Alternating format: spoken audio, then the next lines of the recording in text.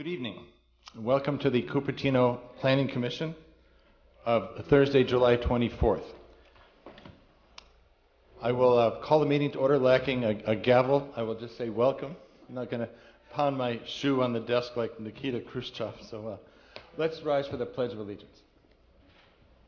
I pledge allegiance to the flag of the United States of America and to the republic for which it stands, one nation, under God, indivisible, with liberty and justice for all.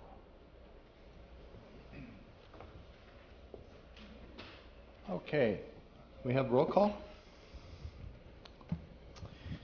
Yes, thank you. Commissioner Liu? Present. Commissioner Takahashi? Here. Commissioner Fong? Present. Commissioner Sun? Here. Chairperson Paulson? Here. All present. Okay, we now have oral communications. Anyone wishing to address the commission on an item not on the agenda can fill out a card and come to the microphone and say whatever you'd like to say. Do we have any oral communications tonight? No? Okay. We have written communications. No? We have minutes. Oh, it's approval of minutes, that's right. It's been a while since we've met. I'm a little rusty. The minutes of May 8th. Do we have a motion to approve or any corrections to be made? I move that we adopt the minutes as presented by staff. Okay. I'll second. Okay. Here we go. Let's see, and there we go. Okay, and then we say vote. And that passes unanimously. Okay. So, anything on the consent calendar? No items on consent. Okay. Public hearings? No public hearings? No items on public hearings. Okay. Any old business? None. No old business? We're moving right along tonight. Okay. New business is short-term rental regulation. And I am going to have to recuse myself because my wife and I did participate in the Airbnb process. So I'm going to leave the room and I'm going to turn the meeting over to the vice chair until this item is over. You can come get me in the other room next door. Okay?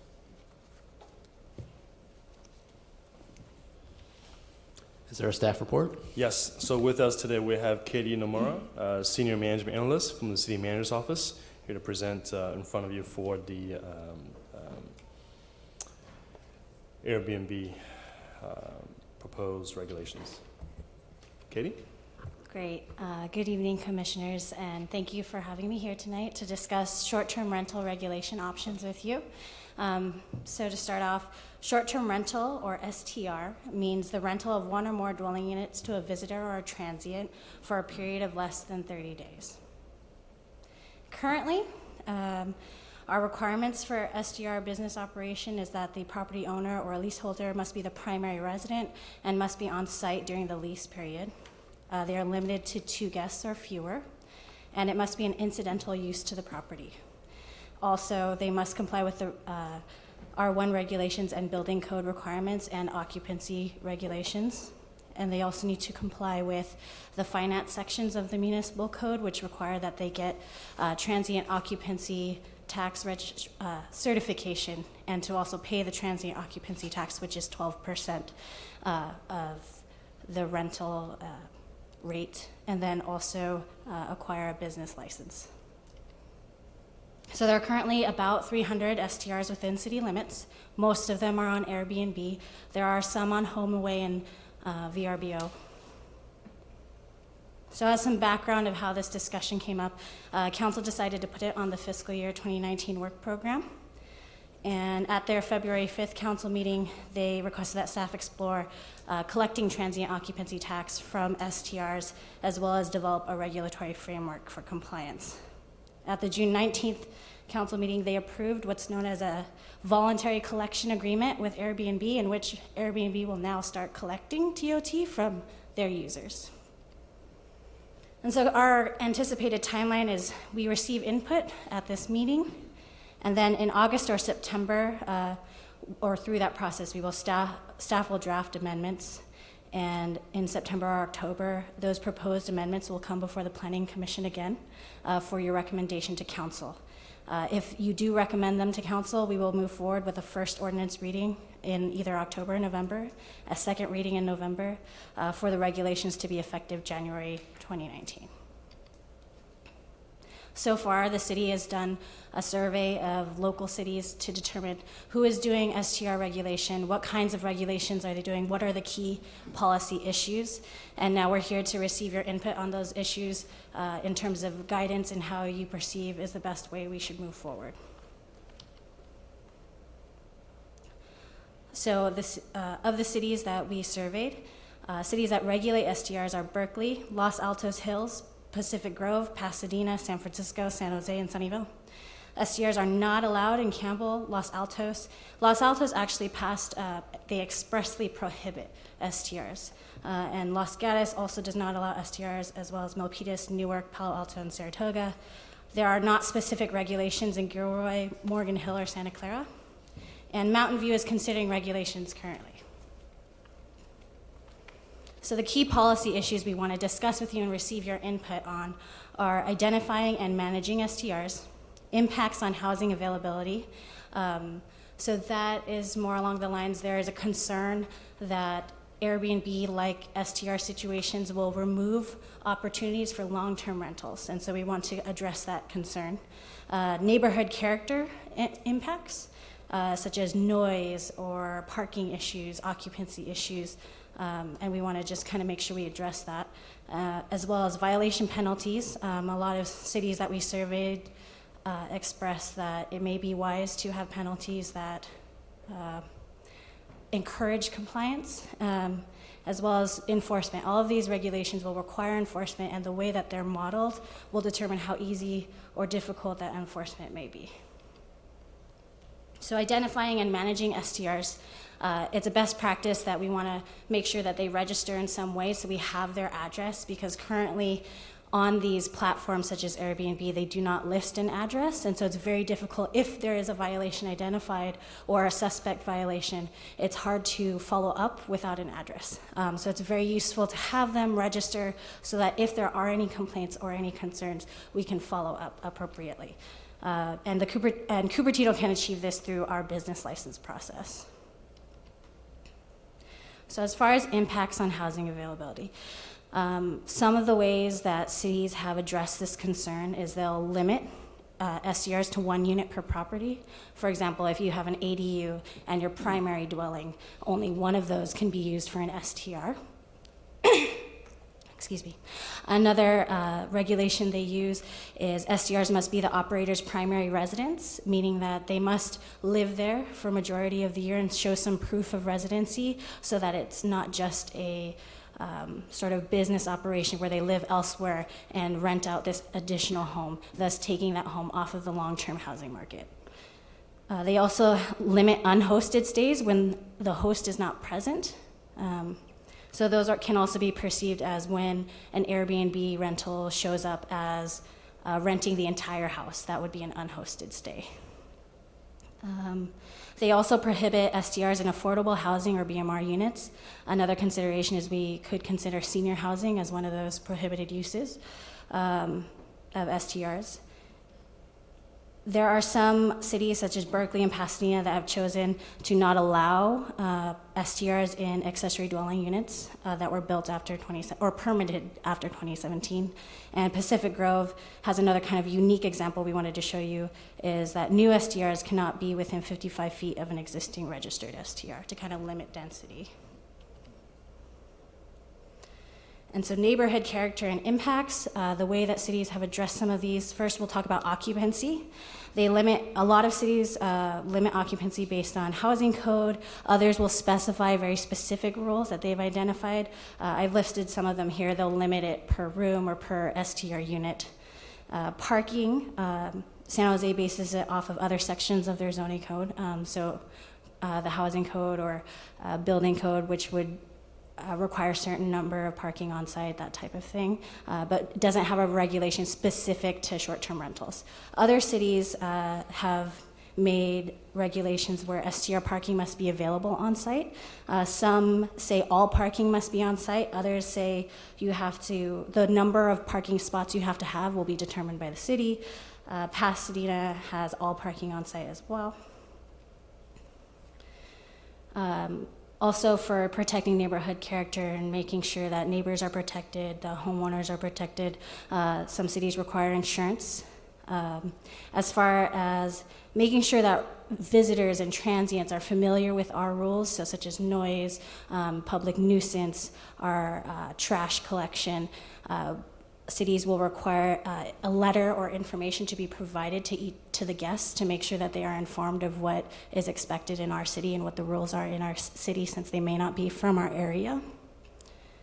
And as far as a local contact, cities will require that the STR provide a local contact. Now, whether that's the owner or a leaseholder is not always consistent, but they have to provide somebody who is available 24/7 for complaints. If an issue arises, somebody needs to be available to respond and address the issue with their tenants. And so someone must be identified that can respond within usually 30 to 60 minutes, and I've outlined which cities and how long they take, or they require. They also require a notification to adjacent properties of the STR, usually with the local information, if that is also a requirement. Related to neighborhood character, non-habitable spaces and events. So cities will outline that rental of sleeping spaces in or on balconies, porches, tents, sheds, vehicles, or outdoor areas is prohibited. They kind of want to prevent people from using RVs, that type of thing, that they kind of want to preserve the neighborhood character. So they've put those regulations in place.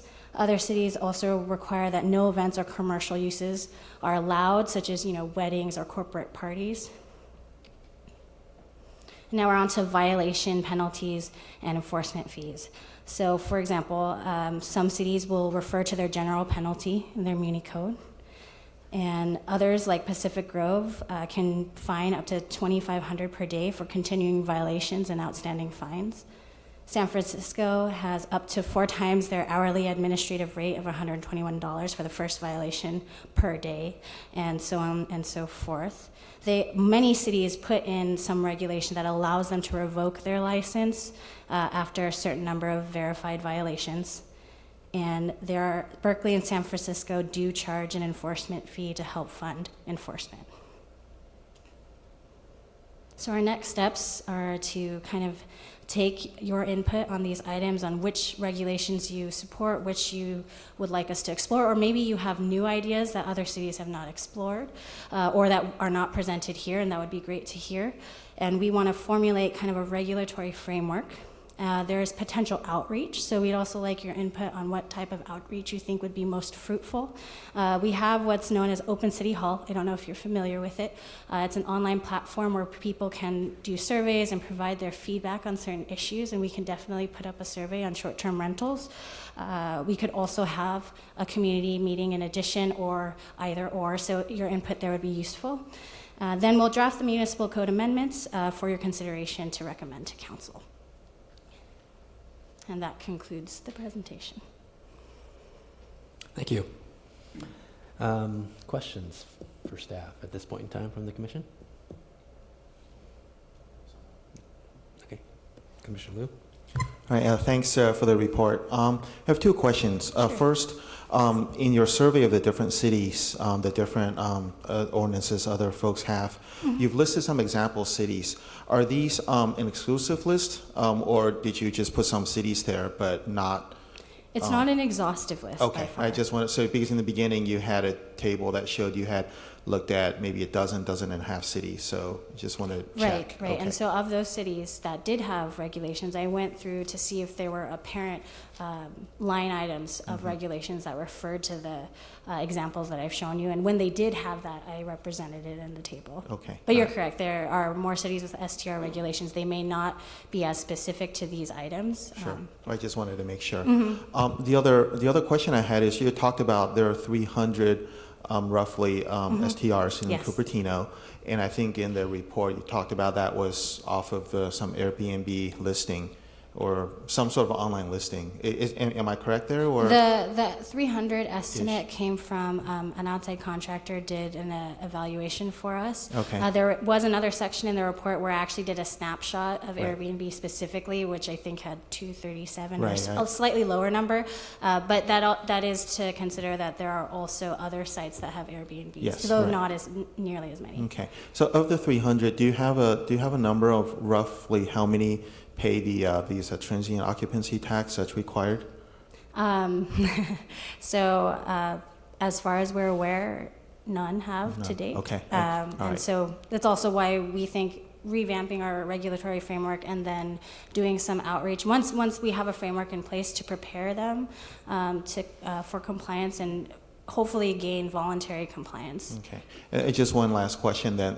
In this agreement that we have with Airbnb, where they'll, I think, collect the tax on our behalf, will we, because you talked about us not getting the address information online, under this agreement, will we get the address information?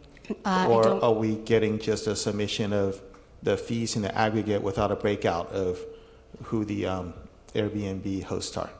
I don't believe we get that information. I know that it's been, most cities are not able to negotiate that. I believe San Francisco was able to negotiate a very detailed contract, but they went through different routes to accomplish that.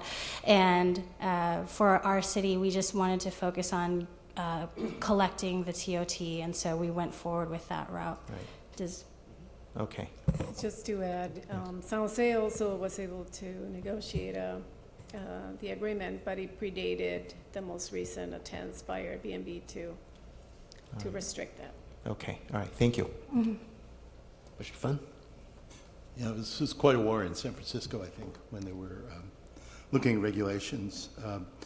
I had a comment. One of the comments I had in looking at the staff report coming into this was that it would have been nice to have detail, but you actually had it in the slides here, details of the specific policies that the cities were doing. So, that would encourage that in future versions.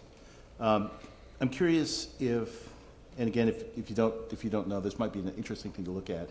To look at if there's a sense of the growth in the STR kind of business space. okay, over You the know, years. Part of what we're looking at in building a regulatory framework is to kind of control the impact. So if the kind of level that things are at now is roughly where if it's going to be, that would be that might necessitate a different framework than if it were going to be if it's going to grow by 10% every year. I see. And then I'm curious, there are actually two areas of STRs which they show up as the big areas of concern in San Francisco and maybe some of the other towns as well. And those were really around what you referred to as an unhosted stay. And that's something that's not permitted under our current municipal code. But I'm curious if you're contemplating looking at that in any recommended policy down the line. I suspect, if not, then that's simple, but I suspect a pretty good percentage of the, well, I don't know. A lot of the Airbnbs you see are, somebody is renting their home out while they're not present, which would be a prohibited. Right. About between like 37 and 40%, Yeah. of listing. So I'm curious about whether that was something under consideration. And also, similarly related to that, in San Francisco, the main concern is, I guess you can list an apartment which you're renting as a Airbnb site. This is not something that necessarily is under control of your landlord. So this is starting to get pretty extreme now in terms of things, but I think it would be valuable, either we should either say that we were not going to allow such a policy here, or to try to kind of circumscribe what would be allowed. Right. Thank you. Commissioner Sun? This Airbnb is new things for all the cities. So I just wondering, based on the your suggestion here, there's a lot of detail and some is very in general. I'm thinking about currently in the legal battlefield, what's the Airbnb type of the business? What's the city facing potential legal challenge from Airbnb business industry or individual? Where they're coming from? For example, is if we put some restriction there, like a certain number of each house have each room have a 2 person, or they maybe have a 3 persons. Those kind of things, and parking, that's the neighborhood. That's we can understand. But what's kind of a current most challenging legal challenges for the city? These kind of things. It's attorney. You have some give her some briefing background. Anything Right. Yeah. Well, I mean, I think it depends on what this body and the council decide to adopt. I think as you progress, this is more of a policy discussion. Yeah. I mean, cities are entitled to institute reasonable regulations because they do have impacts on the quality of life for your residents and your neighborhood. So there's a wide range of options. I think what we would do then, look at what you would like to see this program and regulations to include, and then do an analysis of what are the highly risky regulations. And there's some case law based on San Francisco and other cities. I think as long as Airbnb is allowed to operate and make a business, but as you know, other cities have pretty much disallowed short-term rentals. So that tells me that Airbnb is quite aware that cities have police powers, and this is a significant one that you can exercise. So we're not that concerned. I think I've seen you and the council be quite reasonable, and this is an area that you can definitely regulate. Thank you. The second question regarding the license fee or whatever the city is going to collect the money from. Where the base is we collected is linked to the hotel industry, the license fee, or is linked, where is the base coming from to consider the fee? So the transient occupancy tax is already established. It's already applies to STRs, and it's 12% of their rental rates, and that they receive from their visitors. Is this 12% is particular back to the regulation to the STR, or is it getting to the general fund? It was pre-existing and normally was applied to hotels, but now that STRs have become more popular, they qualify under that use. Where did the money go to? The use? end use Yeah, of the yeah. money? I believe it goes to the general fund. General fund, okay. So the next question is, I say there's the city's proposed, if we have a more and more short-term rental, we're going to hire the third party to manage the STR.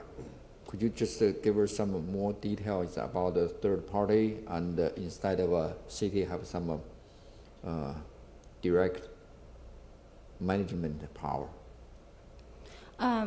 As far as why we would go with a third party rather than internal staff? How, yeah. I can speak to it a little bit. As far as the staffing that it would require to, monitor and take in all of the complaints, to manage a hotline for people to call into, to help us kind of control and go through the listings. There are contractors out there who are able to go through the platforms such as Airbnb to identify any questionable locations, and also to help us identify where they might be at. So this is very useful, and it would save a lot of internal staff time. Now, as far as actual enforcement, and they might send a notification or an initial letter, but when it requires an actual visit from a code enforcement officer, that would still be city staff. So this is third party, is just like a city contract, like a Yes. outsider, and there's some open bid To help us procedure do for some of that, this like and- a property management company. Not a property management company, but a consultant to help us analyze and take in complaints and to identify any out of compliance STRs and to help us try and gain compliance. And so it'd help take kind of some of the front end work off of our internal staff so that they can, when a complaint reaches a point where code enforcement needs to get involved, then they can have the capacity to do so. So I assume it's if I'm next door to the Airbnb, if I have some complaints, I call the third party. The hotline, to yes. complain hotline. Okay, thank you. I just have a few questions. Let's see. With regard to the current policy is that a participant has to obtain a business license, correct? And pay the TOT. But since we're receiving no, so first question is, how many business licenses do we have for That list STR as yes. their use. As last I checked was one. one? Okay. So we Also, have- but no, there hasn't been a lot of outreach in terms of enforcement. As in my report, the enforcement has Right. been So complaint part based. yeah. So part of it might be that people just Oh, aren't absolutely, totally aren't unaware, aware. And right? so, But- but we, go ahead. Come August, the TOT is going to be levied, correct? And Airbnb is going to levy that TOT as a 12% adder, and then collect that, and that comes to the city, Yes. correct? Correct. Okay. So, a few things on that then. So if 300 is kind of the assessed number, and to Commissioner Fund's point, that's probably a dynamic number given the hotel rates just keep going up, and it's an option, I think, for people, or people are looking for another option. You would like to think that if you had 100% compliance, you would have 300 business licenses, correct? Yes. And then in terms of the estimated revenue generated, I think it's 350,000. 50,000. How was that calculated? I believe we had a third party kind of go through and figure out how much is made annually on STRs in Cupertino and then assess the 12%. Okay. So then, I would assume that the city would be looking for the TOT to be an income generator and not a cost to the city from the standpoint of cost for a contractor and or staff to maintain STRs. The That'd hope be would be that the TOT collected through compliance would cover the costs Right. of the enforcement. That is the hope, but of course we won't know until something is in place and we can see it function to know for sure. Right, okay. Have there been any discussions about 12% is the number because it applies to the hotels? Has that pretty much been the rationale behind the 12% versus any other number, higher or lower? So transient occupancy tax has been existing for a while. The other Right. cities have it. It's based on any stay that's less than 30 days, which STRs do fall Okay. under. Okay. All right, I guess at this point, we should open it up to public comment. Any other questions from the? Actually, along Alan's question, were there any cities that charge a different tax on short-term rentals versus a Their regular hotel? hotels. Not that I found. Okay, thank you. Okay. Any other questions? Okay, at this point in time, I'll open the public hearing up. Currently have one speaker card. Jennifer Griffin on agenda item 2.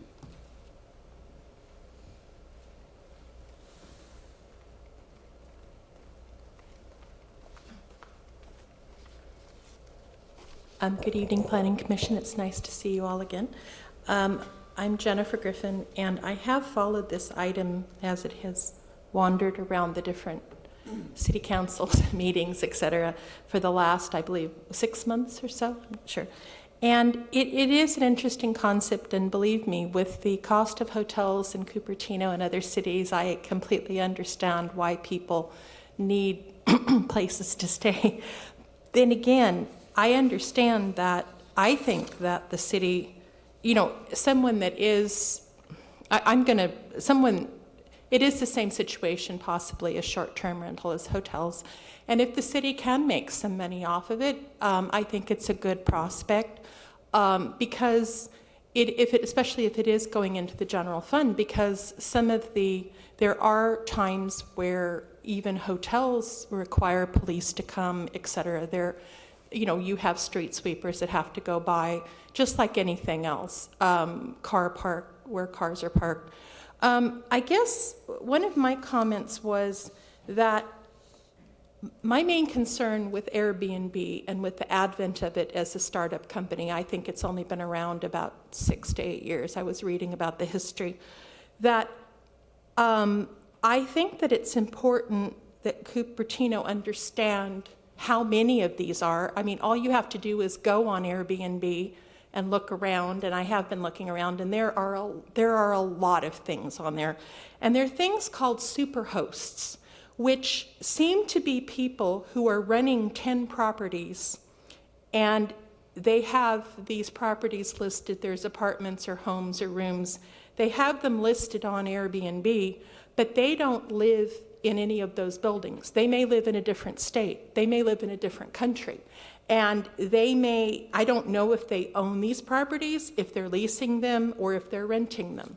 But they don't live in them, and they're renting them out via the internet.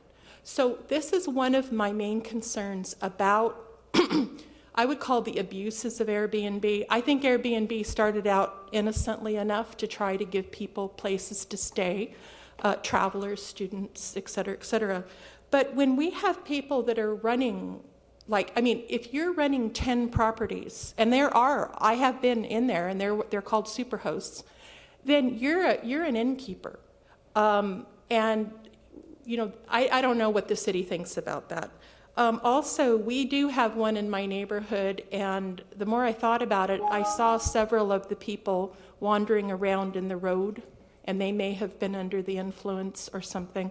But so you guys would have a hotline that the public could call if there were issues? I actually saw that home in my neighborhood listed on Airbnb recently. I won't say where it is, but there were 3 young men wandering around in the road 2 times that appeared to be stoned. So if that had happened, we could call the number and say, I think that there's something going on over there. I don't want to cause trouble for anyone, but the more I thought of it, why would a young man be trying to get hit by a car in the middle of a neighborhood? Anyway, thank you. Thank you. I have no other speaker cards, so I will close the public hearing. Okay. So to summarize, you're looking for our thoughts on most of these elements, right, in terms of where we have strong feelings or opinions with regard to each of these elements. So what is the best way to step through this? Do we want to kind of take each main area and have that discussion, or do you want us to? Sure, you can. Okay. If you want to take it each individually and see if you have any comments or input, or if you have a new category that you want us to consider, that's fine too. Okay, let's do that. But first, I just have a couple more quick questions. Were there any discussions with Airbnb, with the city? Able to contact Airbnb and have just a broad discussion about Cupertino and/or other municipalities in our area? So there's definitely been discussions with Airbnb, especially in order to draft the voluntary collection agreement. They did provide us some data that they collected on their own sites, not address information, Right. but numbers of listings and things of that nature.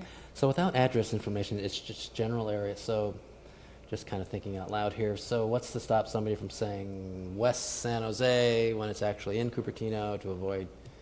I mean, are there any? There's really, Airbnb is firmly against providing any address, and/or are they firmly against validating that the individual client for them has a business license? Was that discussed with Airbnb? So what I'm aware of is that they felt pretty strongly that they did not want to be involved on the compliance end.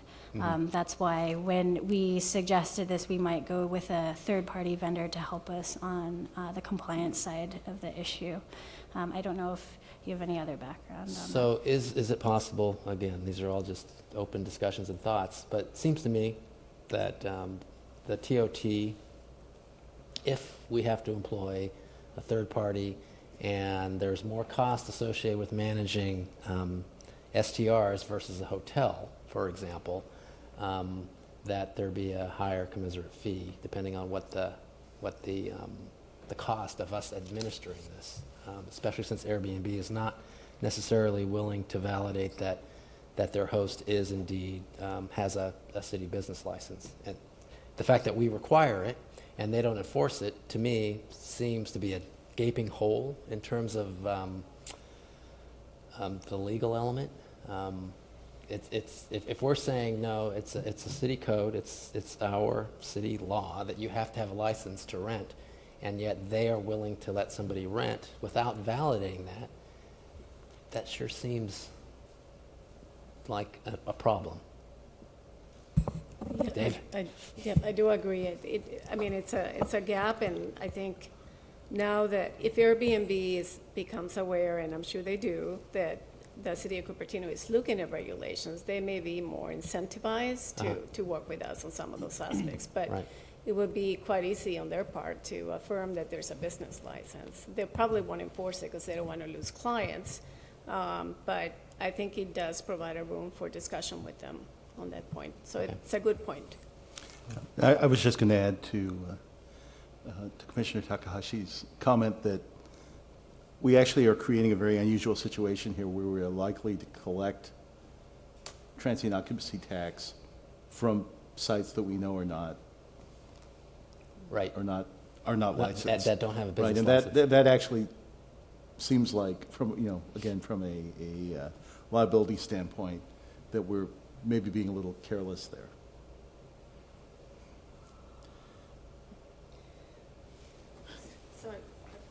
So those are all good points. I really can't answer some of those questions. There's some lack of, I guess, there's some disconnects here. Right. I think the city really wanted to pursue the voluntary collection agreement because you're not getting any TOT from these facilities or these Airbnb locations. And then this item is now contemplating more regulations. So I think we need to marry the two, absolutely. Any other questions before we go through the elements? Yeah, that's initiated the response to the third party. So I think it's going to generate not only management issue, but also it's maybe coming to the legal issue. The other one is I kind of agree with Jennifer Griffin's the point. If one person is take a Airbnb as the industry, because we know there are a lot of realtors, agents, they buy a lot, and 10, 20, they just operate in the Airbnb way. So how cities consider this kind of business model and how we charge? Maybe they have some accumulated something, the fee, or is have a set up a different regulation rule. Right. And otherwise, we can. Of course, my understanding is that there's on our current version, I don't agree. You have to be the owner, be on site. I don't think so. It's the Airbnb people don't want the owner is next room. So it's the most single house they run Airbnb. There is no owner is on site. That's the extreme. But on the other side is I don't want to say it's so many. The business person just run Airbnb as a particular way to get into the Cupertino business Right. to hurt others. Yeah, And so it's- this might be a really great segue to kind of talk about the issue of impacts on housing availability. Yeah. That's a great point, and that's what we want to discuss here is how do we want to address that issue? And some of the things are listed on the chart. Some other things that you've kind of mentioned is like perhaps we allow unhosted stays, but perhaps we should limit them to a certain number of days per year. That could be a regulation. Again, there may be some difficulties in enforcing that, but it is something that other cities do have. They do have limits on unhosted stays, and some limit hosted stays, but usually that's not an issue. Also, requiring that it be the operator's primary residence is helpful. Some even outline how many months of the year they have to occupy the home in order to be considered their primary residence. Yeah, it seems to me that considering, there is the interesting case here of somebody who is operating, there may be somebody who's on a contracting basis operating these, short-term rentals on behalf of somebody else. So that things are getting more complicated, kind of more complicated. But it really is the question of if the ultimate owner is somebody who is not resident, do you want to have policy related to that? Again, I think, so I know somebody who does do Airbnb and is a superhost. They have only that one unit. So I think that's actually something that you earn by the quality of The references. yeah, of the quality of Feedback. the references, right? But it would not be surprising for people to be who are superhosts to have many units. And then you have again, there's a question here about if we're collecting revenue on it, do we want to be doing that? How do we want to reconcile that with them following the law? And and part of that, really is, if we produce a policy which, I don't know, if somehow was viewed to be friendly, friendly to this, are you encouraging people to do this? And then you start to really get into the issue of a greater. I think at the numbers we're talking about now, the impact on the community is relatively minimal, but that may not be the case, as things grow down the line. Correct. And you mentioned that whether the owner has to be the primary resident. Some codes do require that the owner is the primary residence. Others only require that they have owner approval and that it be the operator's primary residence, whether they're leasing or renting. So I think it's an interesting question, would you, because there will be the case of somebody who is, somebody who has a unit that they decide to do as an Airbnb instead of do as a regular lease. Are we trying actively to tell them not to do that? And if we are, that's okay. But I think we definitely want to look at that. Sure. We should be more explicit about that in the policy rather than to just kind of generally say there's something that, there's a approved behavior and, but we'll take your money anyway if you're not fitting with that. Yeah, I'll just add something here. I think we're getting into a lot of the specifics of the rules, and I like to pop up a level and at least share sort of my philosophy, right, in what am I trying to optimize for.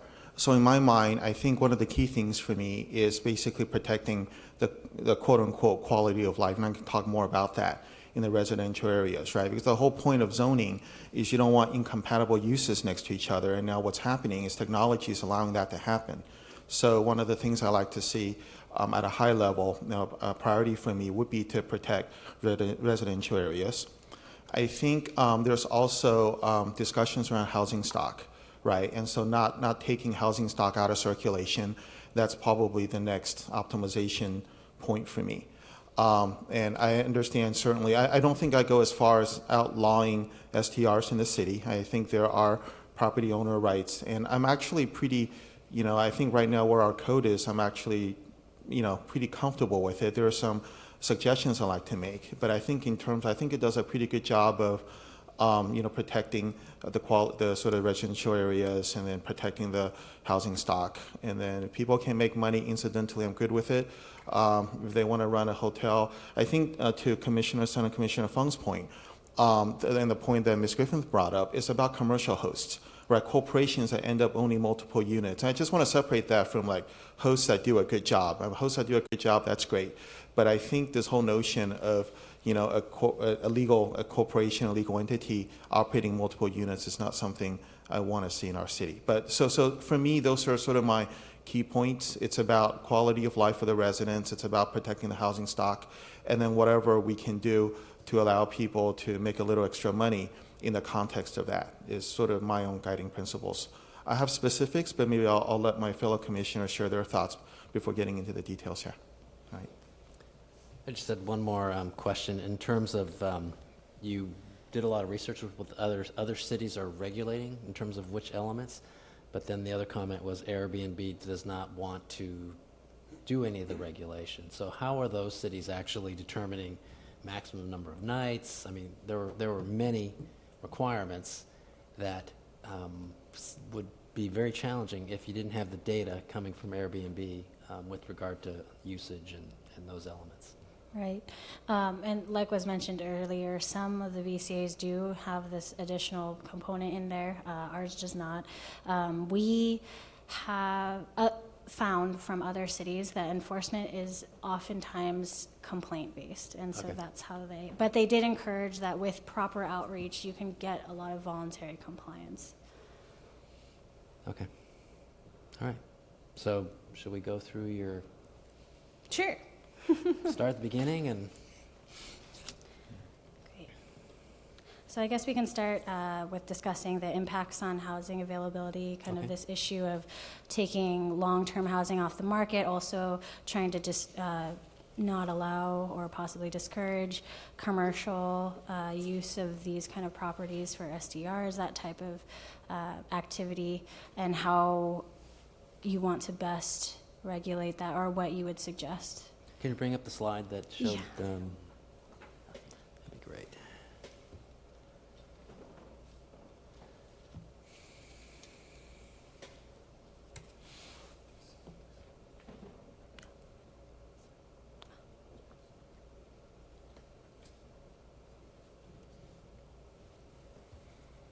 Just a question today on these permits. Are they issued on a per property basis or on a per applicant basis? For If- STRs? Yes. Or what's being envisioned, I guess. It's one STR unit per property. But I'm wondering, in staff's view, when we start asking people to take out permits, are you thinking this is on a, like, I take out a permit, or I take out a permit on behalf of my house? So we won't have a lot of the answers for you in this exploratory stages. Sure. So we can sort of have that conversation and kind of gauge how you feel you like staff Okay. to go in a certain direction. All right. But is there, I was just wondering, folks that have done this, generally, is it per people, or is it per parcel or per property? Some cities limit it for one STR for one person, or one kind of license permit per person, but they also usually do limit that also to property, so multiple people on the same property can't have two different licenses. All right. Thank you. So right now, it's as proposed or as discussed, it's a business license, correct? It's not a permit? Your statement? Currently, that's what we're suggesting. So right now, what's the, because I don't have one or have never applied, what is the process for a business license? How long does it take and how much does it cost? I believe now they cost $144. 75 bucks. 180? Okay, we have two different answers. Hi, Jackie Guzman, Deputy City Manager.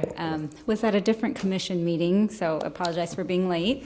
But the basic license is $144, but it's based on square footage. So it really depends on the space that you're occupying. Presumably under our right now, under our business license code, if you have a home occupation, which this would be considered, it would be a flat rate fee of $144.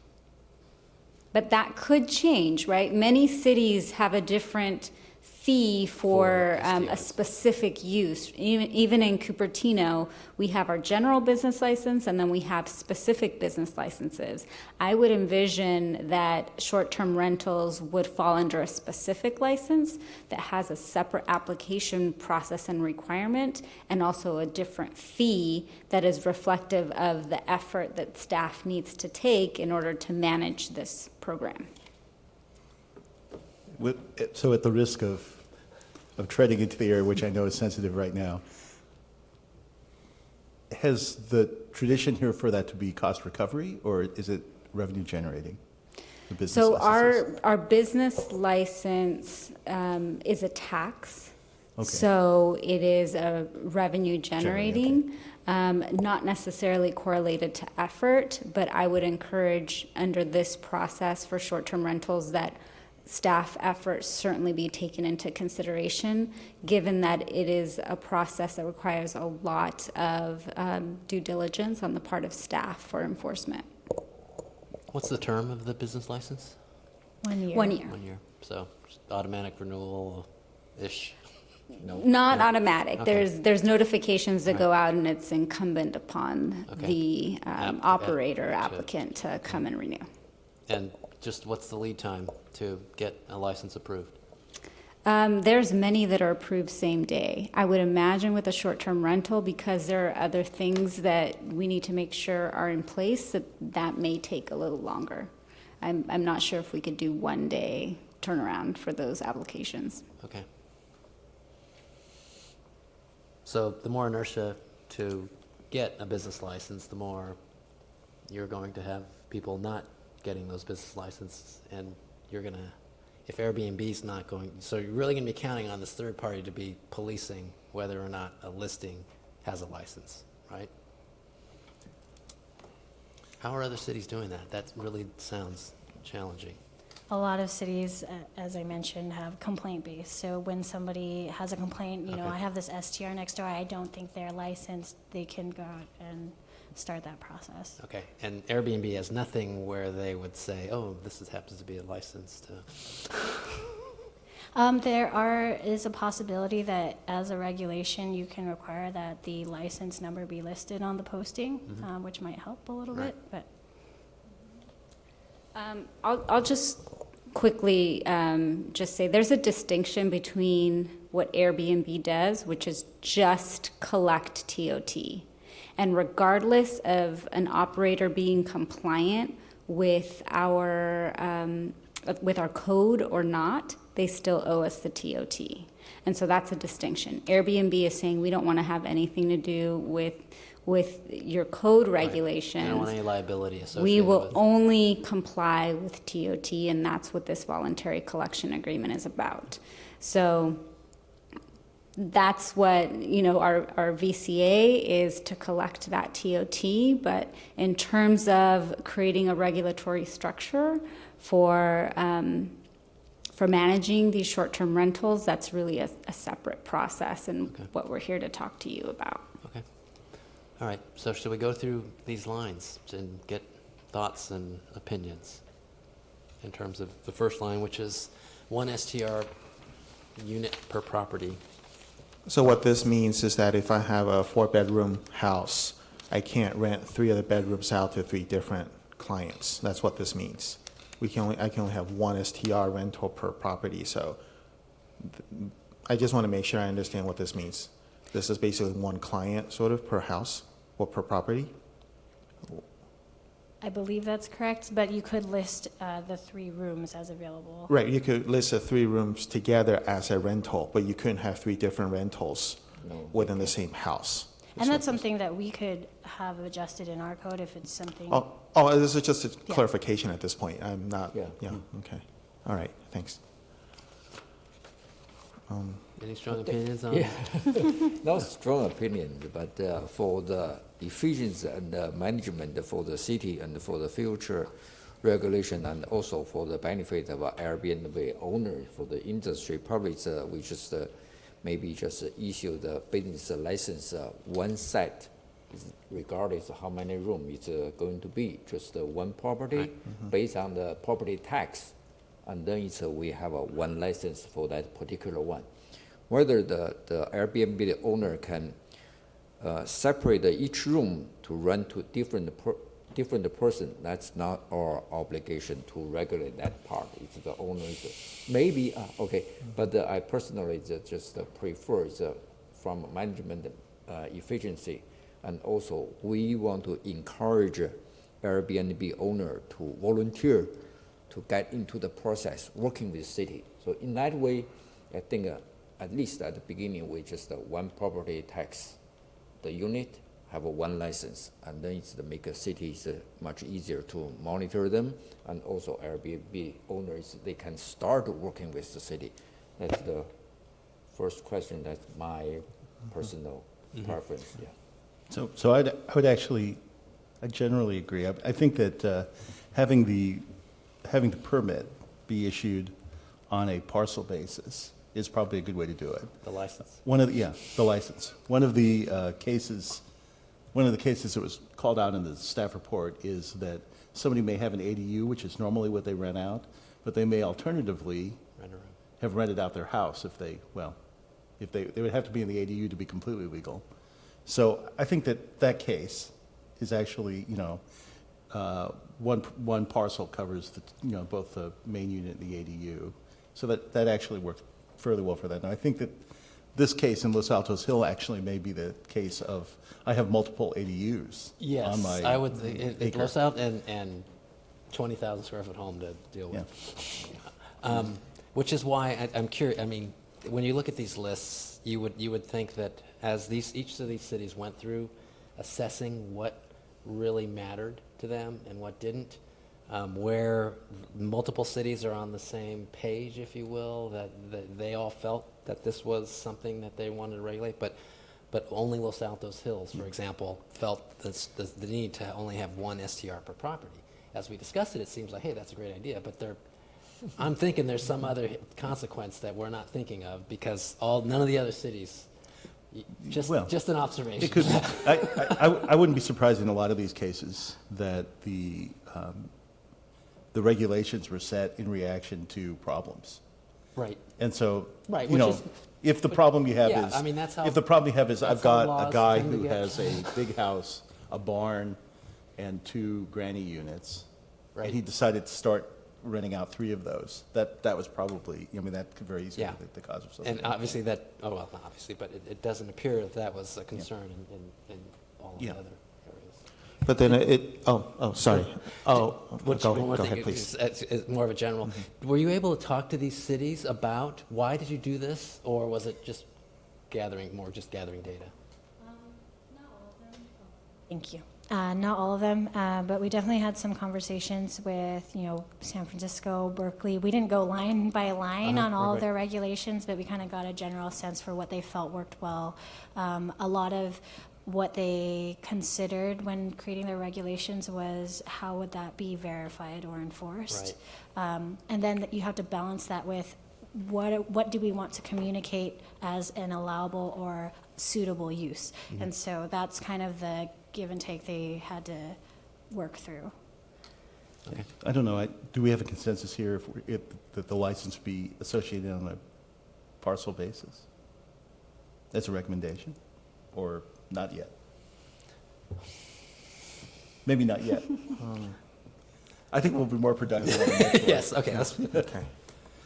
All right, number 2, primary residence. SDR must be operator's primary residence. So, thoughts on that? So I would make a suggestion that you go back to the consultant that did the survey for you and try to determine, if they can determine, the number of people who are operators who have multiple separate sites. So you're looking for people who are multiple site operators, so you can understand what percentage of the 300 are people who have 4 or 5 units. Let me just check really quick. I might have, you guys can continue your discussion, but I might have some of that. So that information. would probably be less than the 37% would be my guess, right? Because 37% were whole house rentals or something close to that? 37? For entire homes. Yes, Yeah, for entire entire home. home. Right. So my thinking is that, Those must be people who are not living there. right, there potentially is no primary residence. However, I could see, I'm going to be away for 2 weeks, so have at it. So I'm just, Yeah, I think from some of the things I've read, this is one of the mechanisms to sort of keep commercial hosts Yeah, out. yeah, That's it really does. what it's about. Right. It's a roundabout way of getting at it, but it's just not, Yeah. so from that perspective, at least what I've heard is that would be something you would support. Yes, Right. right.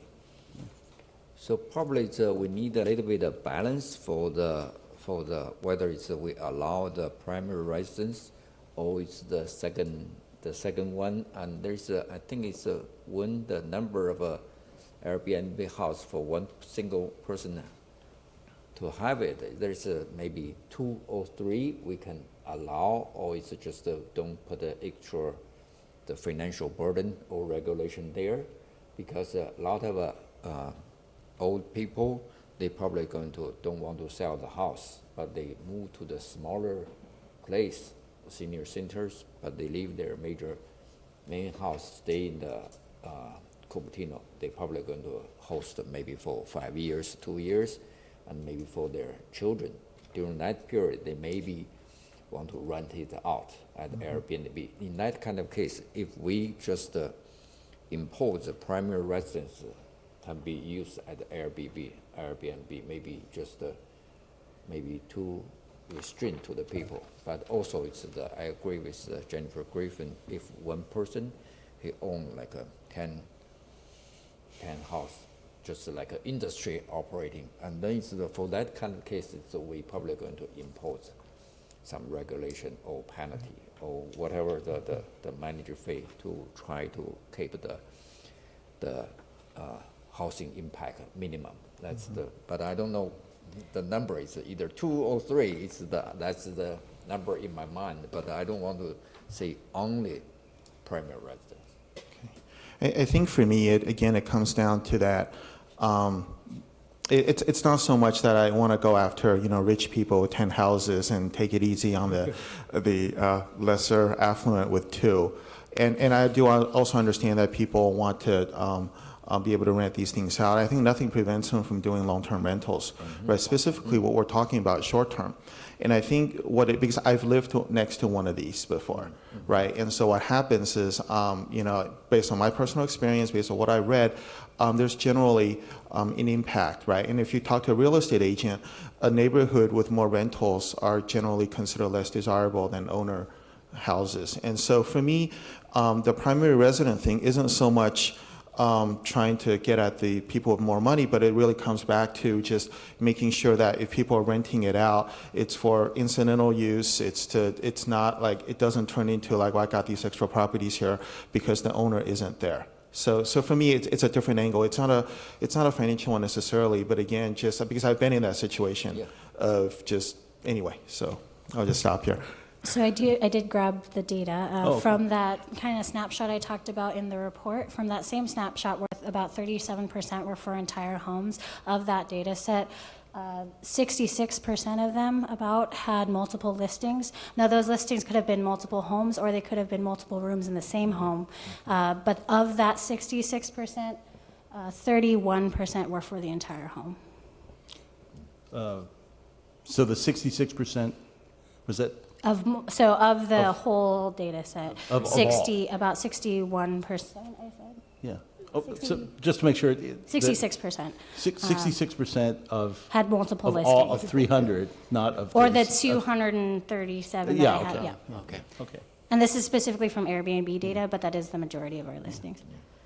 Well, so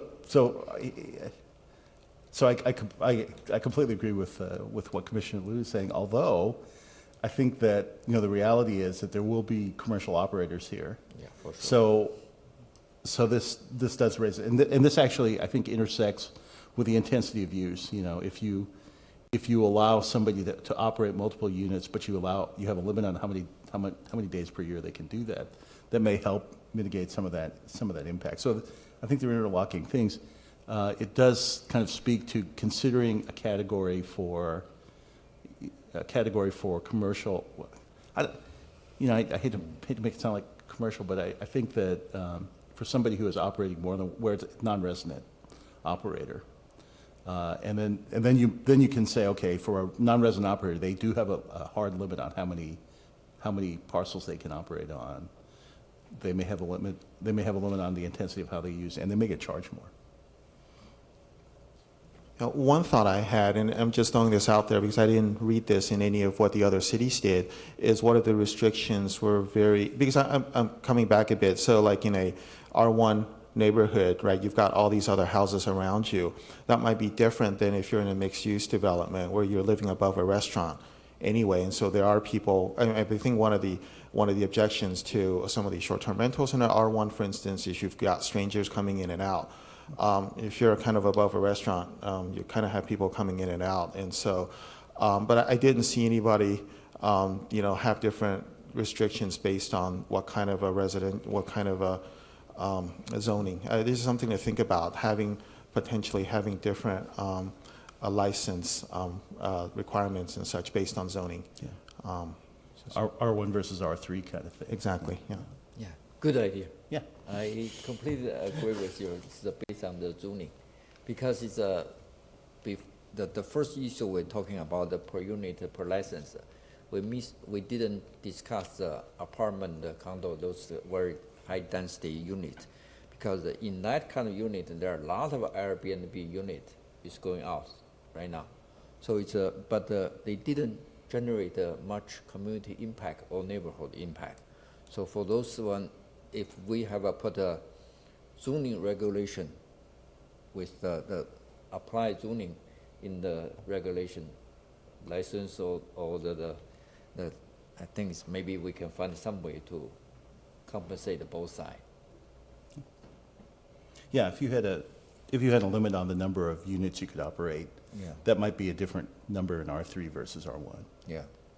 You know, So are we recommending that we add a limit to the number of units operated by any By zoning. individual by zoning? Yeah. yeah.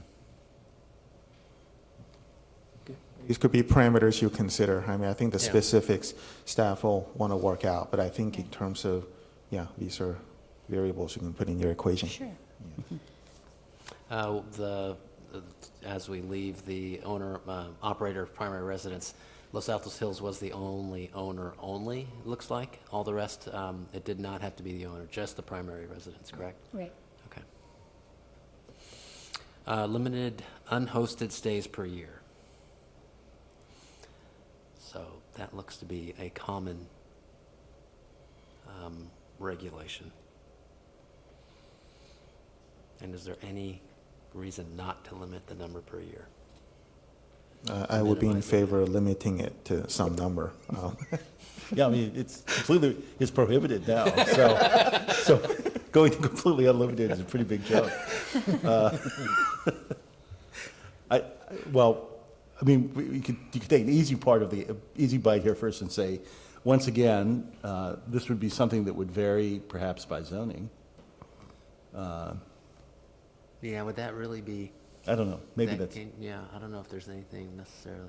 I mean, with the zoning, the assumption is that if there's a person who rents an apartment, they're going to be gone, therefore they see an opportunity to essentially sublet for some small period of days versus in a house. I don't know if it's a different situation or not.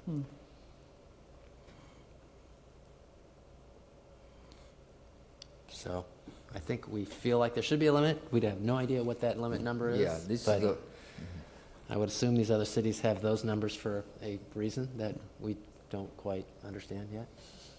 Yeah, so we'll continue our research and conversation to Okay. find out what the rationales are and come up with a proposed limit. yeah. Prohibit STRs in affordable housing or BMR units.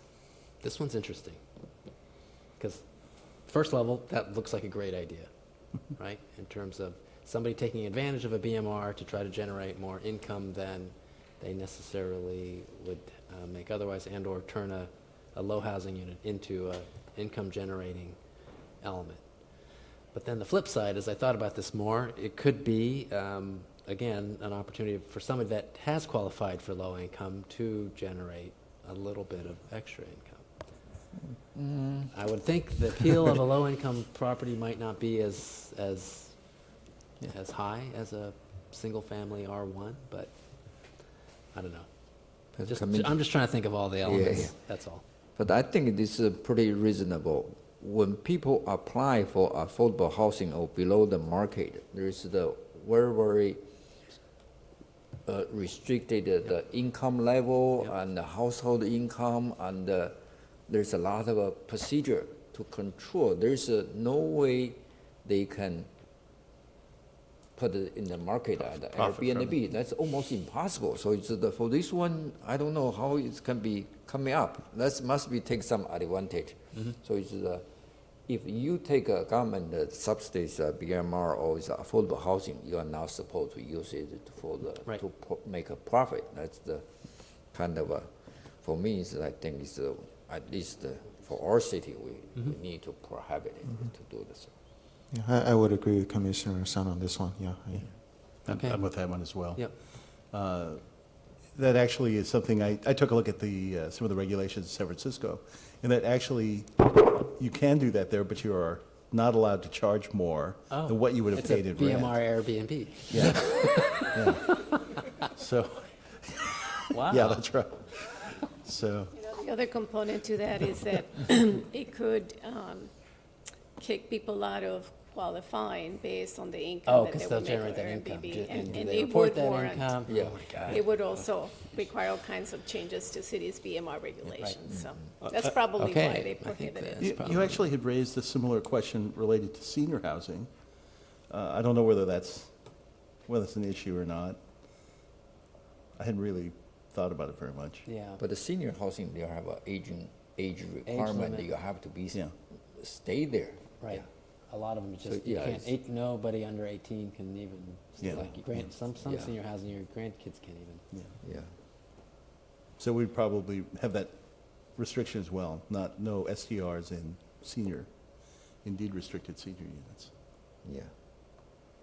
All right. Cannot be an accessory unit permitted after 2017. Is that generally because the thresholds come down and to sort of to encourage housing stock, and so you don't want to lose that to short-term rental? Is that the rationale behind this in your research? So as far as I can speak to Berkeley a little bit, they also have a regulation that it can't have been, the ADU can't have been rented out long-term after 2007. So their intent was to try and prevent an ADU that was already being used for long-term rental, or if a new one was going to be built for long-term rental, and then all of a sudden they decide, I want to go this short-term rental route, I can make more money that way. They wanted to prevent that. Right. You did reference typical earnings for the. Ours are not that way currently, but other cities, it's more profitable. Okay. Thoughts? For this one, I don't have a strong opinion against the accessory. It's when we try to solve the housing crisis, we allow accessory housing there. So either they put into the long-term rent or short-term rent. It's basically go to the general direction, go that way. So I think it's that we don't need to. Yeah, I guess that's to just accessory. the general thinking is we're not going to be able to come up with a code that addresses everything first shot. So it is an iterative process. I would assume that if problems come up, then You can then, amend, yes, and there'll be Sunnyvale amendments. actually recently redid their regulations. So it is a process, and Yeah. once you kind of open it up, and then you find out what the real main issues are for Right. our area. Right. Okay. I don't actually see an issue with this one. If somebody Yeah. wants to build an ADU, Right. if somebody wants to build an ADU, we're trying to promote that. If somebody wants to build it with the intention of using it for short-term rentals, within all those other restrictions, I Right. don't know that I have a Yeah, problem with that. I would agree. Great. New SDR, any other comments on that one? New SDRs cannot be within 55 feet of an existing registered SDR. 55 feet. So that's just adjacent. Next door. I don't think that this is probably something we need here. I would agree, because then it's hey, he happened to do it first, so now I can't do it. I mean, that Right. really seems. And just to give you a little bit of background, Pacific Grove had a very aggressive STR regulation program. They also capped the STR licenses that would be allowed, and they would have a raffle to figure out who would get them of the existing ones after a certain date. And so some of these were more to give you a kind of a breadth of what is out there, not necessarily Right. recommended. Okay. It's going to have a lot of corruption there. If you don't allow second one next door, we encourage a competition, and this couldn't generate too much problem. Okay. It's the- All right, any other on this topic, or is there more on this topic? Okay, neighborhood character and impacts. So we already got the first one here. Well, occupancy, I guess No, we that's didn't really talk different. about that. That's We talked different, about, Limits occupancy based on housing code. What's currently the Cupertino, the housing code for the occupancy? Do we have? it's in the municipal code, it's limit of two people in the One room. lodging, right? Oh, so currently our code allows no more than 2 people for an STR. But as far as the housing code, that's kind of like the occupancy limits for just any residential property. Yeah, so there's maybe potentially there have a conflict between the housing code and the STR regulation, because STR we put 2 people on each room, but the housing code, we don't know what's the housing code is, how many people can live in one house, right? We can put 20 people in one house, Yep.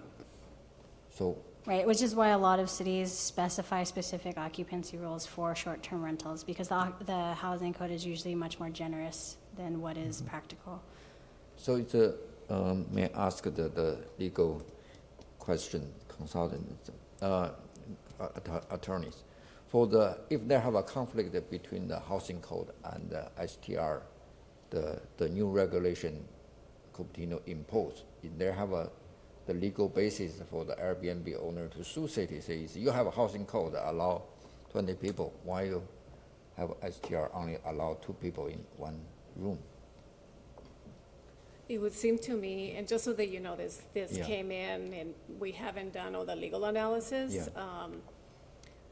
My preference would have been that there be time to consider all these options and legal implications. But setting that aside, I do think that you can regulate and limit, for purposes of this program, occupancy. Okay. And we would write it in such a way that is specific to this particular program so that you are not in conflict with your housing code. But I have to look into that because you do raise a good question. Yeah.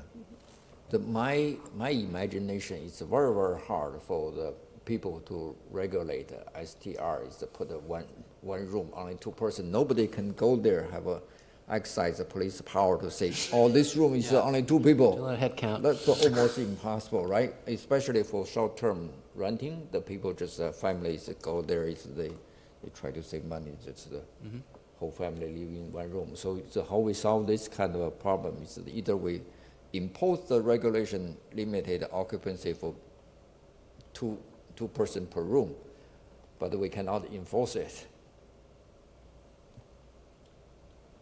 Well, I think, it's hard to enforce DVD copying also, and people, there's a law against that. I think for me, I'm not saying, I'm just saying that in and of itself isn't sufficient for me to not do something because of difficulty in enforcement, because it does give you a tool in case someone tries to cram 100 people. I'm exaggerating here. So right now the limit's at 2, right? Because the transient occupancy guest limit is at 2. So presumably we would remove that or raise that to something. There's no point renting a house if only 2 people can be in there. I'm assuming, right? So also having a limitation on occupancy allows some enforcement mechanism if we do get Right. complaints. And so for this particular item, we're not proposing either one of these 2, which is what other cities are doing again, right? So, and if your concern is that, or your comment is that some level of limitation on occupancy should be considered, that's what we'll take in, and we'll do our research, continue to talk to the city, and come back and see what that number is, confirm about the housing code requirements, consult with our attorneys. So that's just, right. Good Okay. call, Ben, good call. Thank you. Yeah, because both these are Yeah. trying to accomplish that through different Yeah. means, and you can see the numbers vary significantly. So yes, we believe that there should be some limit to the number of occupants. Parking requirements based on other sections of zoning code, that's San Jose. Parking must be provided on-site. So on-site means not on the street, is that the case? Correct. off-street parking. I think this, for me, this seems like it would also be a case where I would recommend that you establish a limit, which may include on and off-street vehicles. Vehicles associated with associated with this STR. I would agree with that also. Maybe not necessarily all on site, but having a limit. I've been victims of this where, some other neighbors got upset because the STR parking was all in front of their house, and then my friends come over and they get yelled at. And so, that's been sort of, in my experience with having STRs as neighbors, that's been the biggest issue. So I agree, some kind of limit. Even if there's maybe there's an on-street limit. If you say, if somebody is renting a big house and they have 10 people there legally under the occupancy limit, that doesn't allow them to put 10 cars on the street. I mean, I think that's Right. So when an applicant in the future applies for a license, will that be a consideration in terms of how many on-site parking spaces do you have? And just curious. I don't think so. So, sure. We can include that. We can include that as something you want us to. Just to curious as to how much. I mean, I would assume that the way the business license would happen is you have a homeowner that wants to have an Airbnb business license from the city. You issue it. City staff can also give a copy of all the regulations that would include a limited parking. Yeah. In terms of enforcement, you can fine, impose penalties. It would be hard to actually get the sheriff to remove people or tow cars. Yeah. But after the fact, you can make them, maybe we can explore that option, but highly unlikely. But Right. those would be the type of remedies that you could. This is the case. This is actually the case where people are going to complain very quickly. It's Yeah. when you have a Yes. good-sized house. Multiple cars. And then a lot of cars show up. Yep. So. But also, you need to be, my observation for this one is the parking is kind of a double-edged Yeah. sword. It's very, very hard to regulate. If you regulate too hard, it's going to cause trouble because some families, they don't do the STR at all, short-term rental, but they still park their car along all the street. So it's how we can make a distinguish the Well, I think the difference is those folks live there, and you can go yell at them. The people from Boston, they're gone after 2 days, and there's no one to yell at. But I completely understand. Yeah, so yes, where you're coming from. All right. Insurance required. Did your report say that Airbnb either requires or provides insurance? I read that somewhere, I think, that there was a liability insurance that came with part of the process. Maybe that was something, I read that somewhere else. Not that I'm familiar with. I don't think the city need any requirement for the insurance. That's purely based on the property's owner's choice. If they want to take an economic risk or insurance risk, that's their own business. The city has no business in these areas for the insurance. I would agree with that also, but I was just wondering if you knew what the insurance was for. Right. That's what not. Yeah. I'm a little, I Because they just got wondering what the homeowners insurance. insurance. Yeah. Or renters.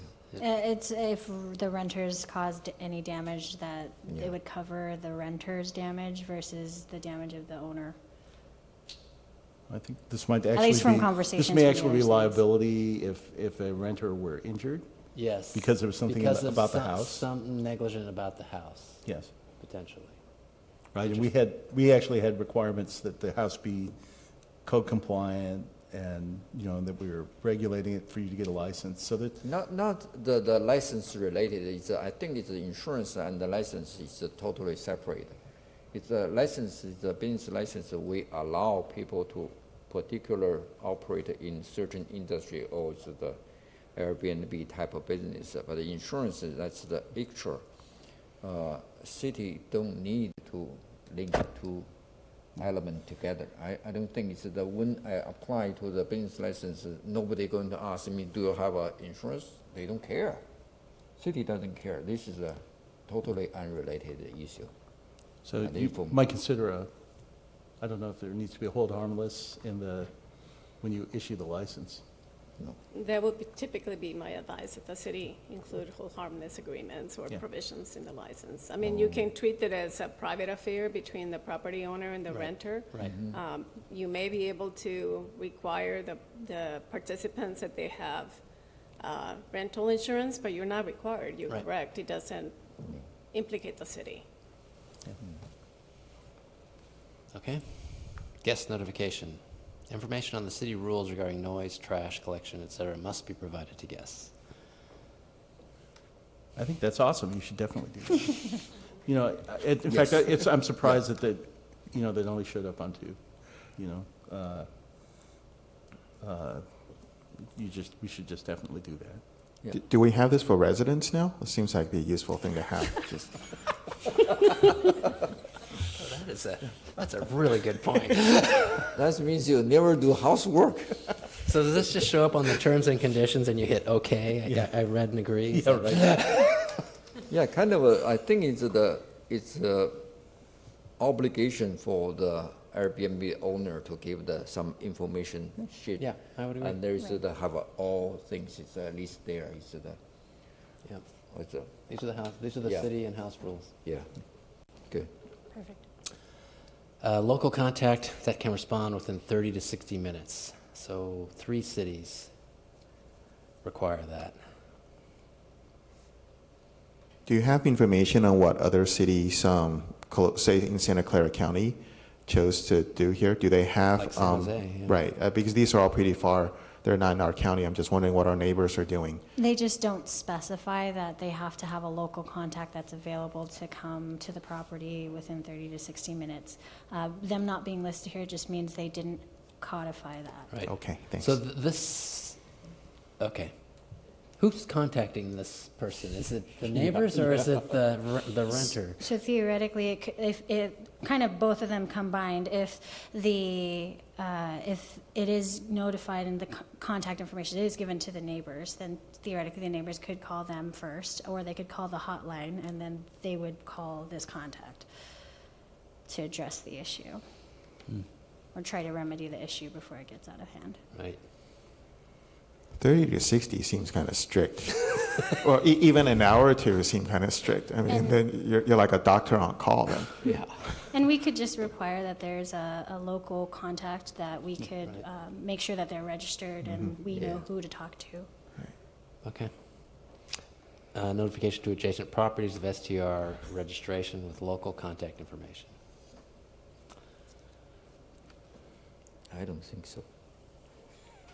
Well, it's kind of. Yeah, it's rare. It's the how you can ask the people, the Airbnb owner to just go to all his neighbors, say, "Oh, I'm going to have a Right. business here. You don't mind. I'm right? going to bother. I'm going to bother all of you." So I think it's probably just no notification, but it's the neighbor. Later they can check the license. They can, if they have the noisy or complaints, we can start from there. But before we do some notification to the adjacent property owners, I think it's a little bit too far. I could definitely see that being a inhibitor to either doing it at all or doing it in a compliant way, right? So Right. people say, well, you want me to tell all my neighbors I'm doing this? I'm not going to do that. I'm just going to do it. And if I get caught and there's a fine, I'll pay the fine. But, so, I don't know, this one's, Is there if I were a neighbor that had a problem, I would know the address where the problem was. So if I Right. if I called the hotline and, the interesting thing is, would I be able to get a contact number? Is that's something we could make that you're publishing you're not generally publishing the contact number, but you might be able to give it on demand for a particular address. That may be a possibility. Maybe that just leads to the same problem. No, you say? Yeah, I don't think so.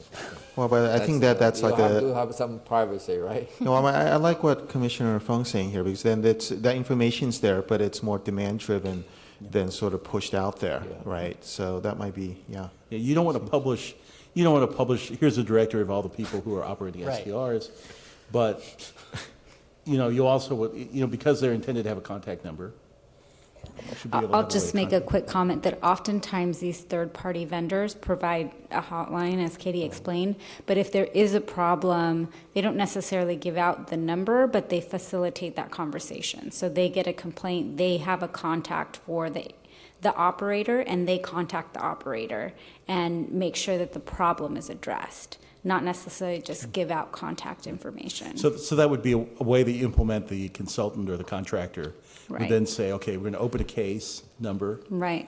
and I'll relay this to the operator, and you should hear back at some point in time. Right. So, and that may be a better approach than, giving out contact information and potentially creating a conflict between neighbors. Yeah. Question? I think it's based on the entire the report. In the city side, we have several third party in mind already. Is when in the future, if we hire the third party, are we going to go to the public to have a bidding process, or is it just the city manager say, I'm going to hire this company to run all the Airbnb in the Cupertino? That's the pretty, for me, it's profitable business. So it's how we handle the third party, the choice, instead of a city to manage this business, because you have a license already, I assume, so you know everything already. So the third-party vendor is generally for enforcement and management of the regulatory program, and it really will fall under the rules of our authority, our financial authority. So anything that is under, and Rosia, you're probably gonna have to help me here, that's under, what is the amount for the city manager's discretion, like 100 and something? So there's a municipal code that provides for amounts of contracts and those that can be deferred to the city manager for approval. So depending on the amount, up to $175,000, anything above that has to go to council for approval. Right, anything below that is within the city manager's discretion. You are right that we have already done some pre-vetting and talked to some of these vendors, so we have a good idea of who is out there. I think we've probably talked to at least 8 to 10 vendors. We have not gone through a formal selection process, which we probably would, based on the regulations that are being proposed and what we think would best fit with what the city is trying to achieve. Thank you. I think that's, in that respect, it's more like a customer service function here rather than, the city is still the one who's making the license. Yes, so they would help us facilitate potentially that application process and sort of be a liaison so that our code enforcement isn't completely impacted and our planning department isn't completely impacted by this. But essentially, the city still needs to be involved, especially when it comes to violations of the code. They can go to a certain point to send some notifications out, but at that point, it's really our code enforcement officers and really city staff that has the authority to issue citations. So then if we play this out, they rent their place, big party going on, a lot of noise, neighbor complains, calls the sheriff. Does the sheriff then have a database that says, oh, it's an STR, and therefore I contact this? How's that going to work? Seems like. I'm assuming that the sheriff would not necessarily be part of this process. They issue noise citations because whether you're an STR or not, Okay, so you they would get a just noise they'd come to the citation. residents and say, hey, you're making too much noise. Right. Okay. So, but if there was a specific neighbor that complained that knew that this was maybe a problem caused because this unit or this dwelling was an STR and they contacted the city, then we could certainly go through a different process. Okay. All right. So we happy with that? Non-habitable spaces and events. Rental of sleeping space in or on balconies, porches, tents, sheds, vehicles, outdoor areas is prohibited. Seems reasonable, but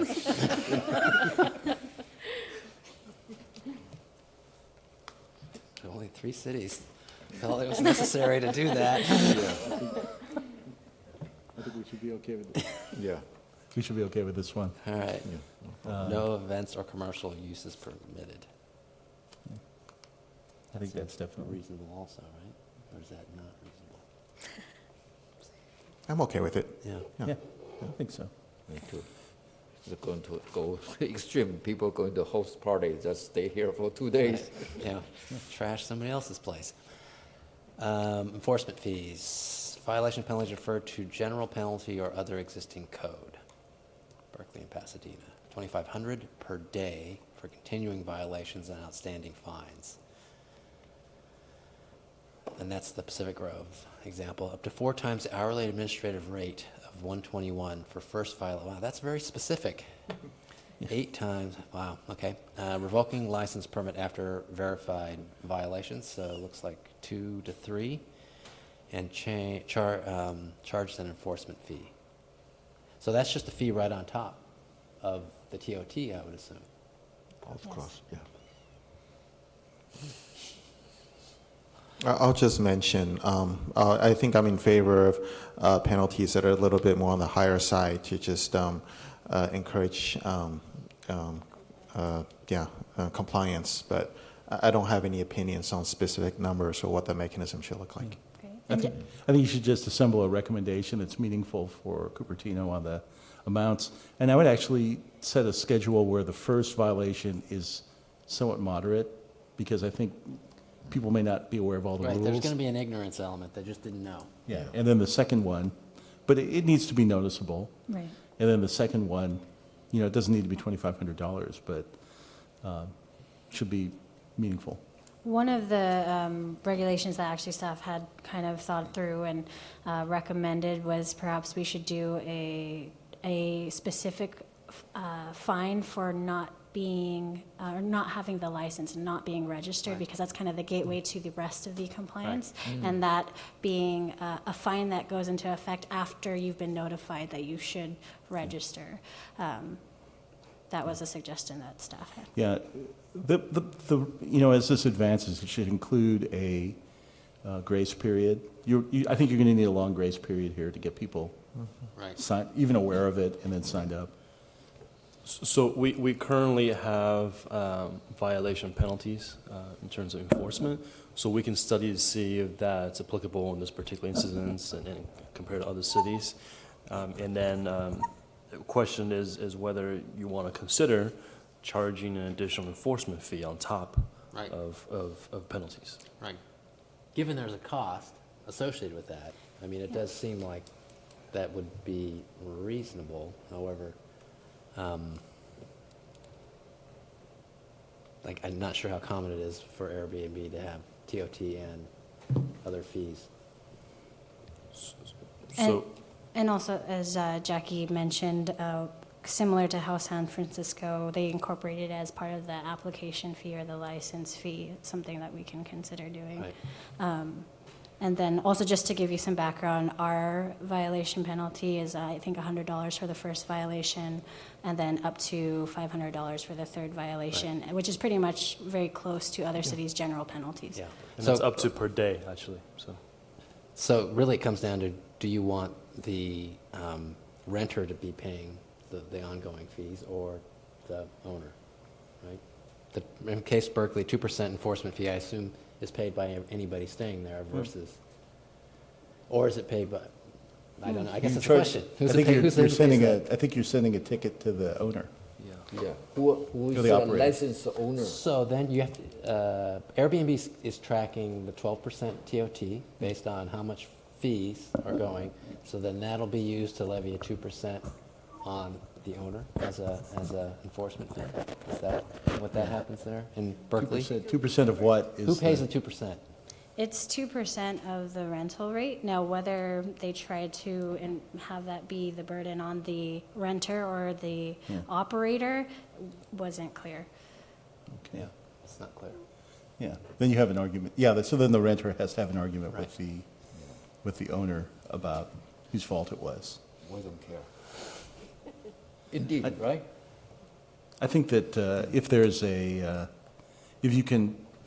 you can estimate what the cost of enforcement will be, what does that mean in terms of a code enforcement officer having to go out in some percentage of the case, then you want to make sure that that's covered, right, but I don't, Yeah, it gets complicated fast. And enforcement is not yes. but it's easy, every year it's easy to measure whether the calculation was right or not. So- Right. I mean, one metric that would be really good to know is what percentage are compliant and have the business license. And you want to strive for a system that achieves a high percentage of compliance. Because I think, Ben, you said earlier that a lot are complaint-based, right? So if the enforcement of the business license is complaint-based, then I think you're going to have a very low percentage. Until somebody complains, they're not going to get the license. And so I worry about that from the standpoint of how do you enforce the licensing part? Because I think that is the key element to making sure all these other things happen. And if you don't, you'll have all these non-compliant Airbnb, and it'll be up to that third party to catch them, if you will. Because right now, complaint-based, for example, a non-compliant fence, I mean, that's strictly complaint-driven, isn't it? Yes.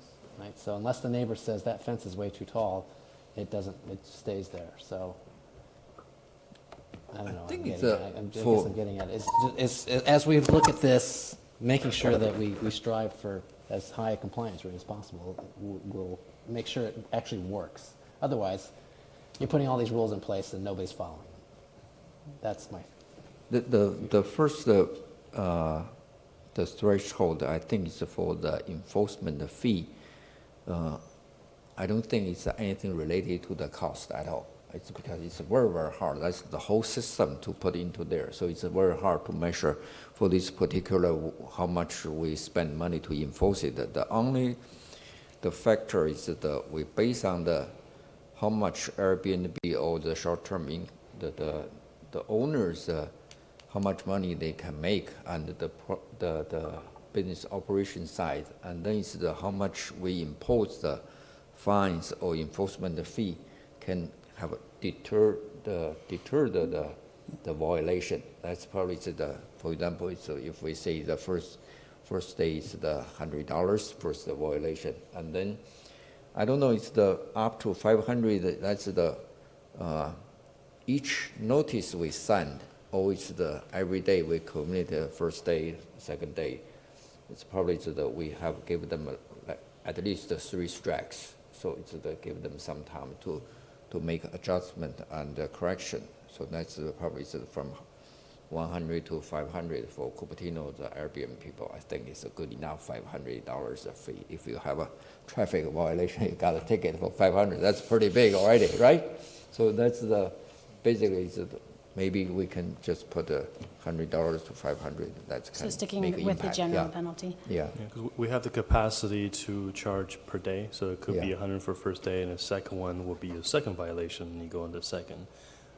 But, I mean, we have the capacity to do that, but. we Yeah, I know, always- but we I always just do. want to say that's not very friendly to the business owner. Is that you send a notice, or you have a 3-day violation, the first day, the second day.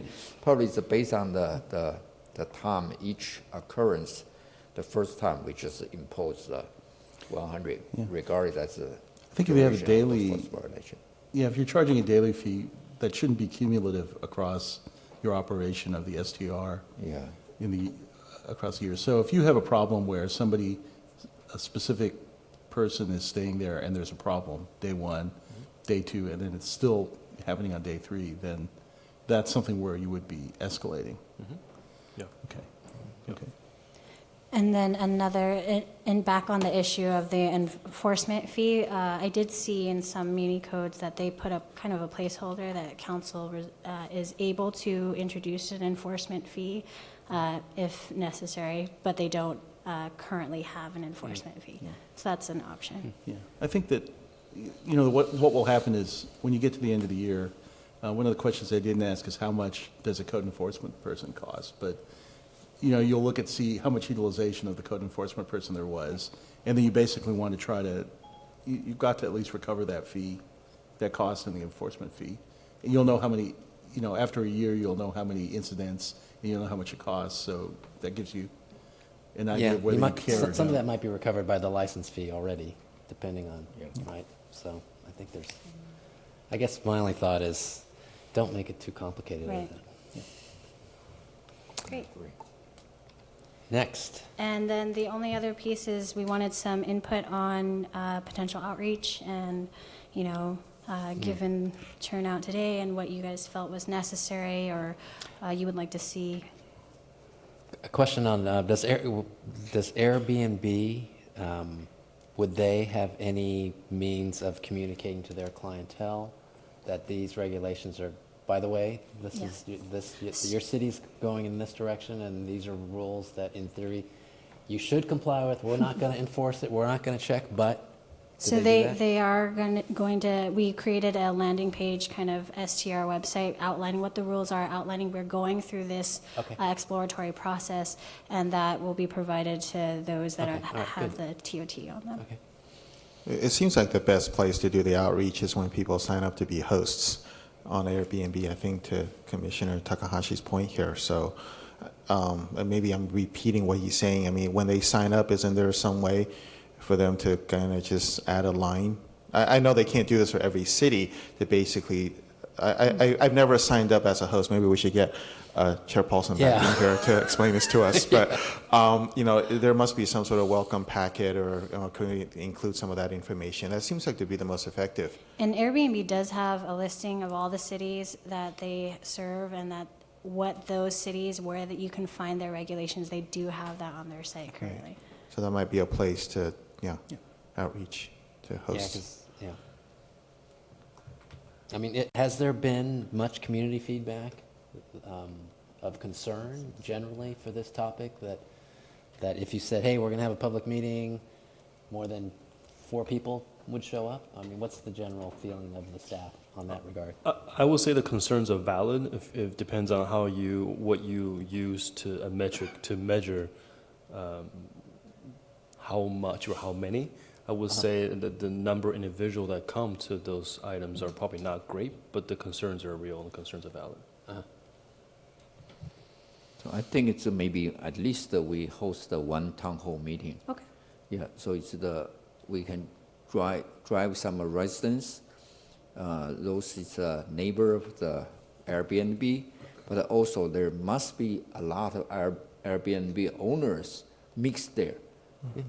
We don't know. It would we be great couldn't to have both identify sides, them, but they are going to give us a lot of first-hand information. In that way, it's much better than 4 of us sitting here just guess what's the things going on. And that's kind of outreach is Right. much. And so we do want to do public outreach, and so Yeah. we kind of had 2 routes to go. One was to kind of do outreach kind of on an online platform, and we would, put it out on social media, invite people to come and take our survey, or we can have the community meeting. So it was whether or not you felt having this kind of survey an opportunity for residents to chime in online, or if we really would want to have the in-person community meeting. I prefer in person. I agree with Commissioner Son, because I think none of us here are running Airbnb hosts. So actually, I actually go the other way, of course. I think that if the cost of doing a survey is nominal, I think the participation rate is a problem because it's low. Yeah. But if I were an Airbnb owner and you were contemplating having regulations and fees, then I don't know if I'd want to show up to a public meeting. No, I told you express that they come in here, they are going to voice their opinion, but they don't identify their Airbnb owner. Well, I think anybody who comes in and says, "Hey, I'm really opposed to this," it's probably identified themselves, right? And so in that respect, you know, you might consider having a survey and trying to do that kind of an outreach so that people have an opportunity to register their concern, and then you may want to decide whether to have a public meeting or not, which Based on includes, the you know, outcome.